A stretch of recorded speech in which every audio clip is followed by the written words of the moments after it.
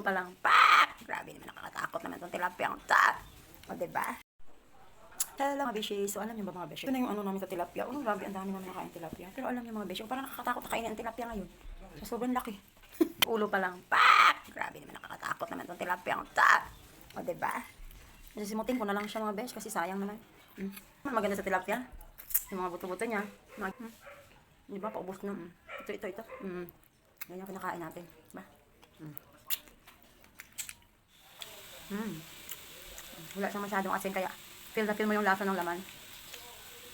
Kung ano ngayon na habang wala pang tao. Diba? So may lakarin agad-agad na. Saka, Tupad yan. Hello.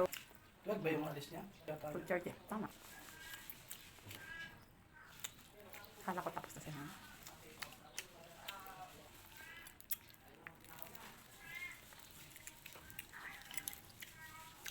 Wala na.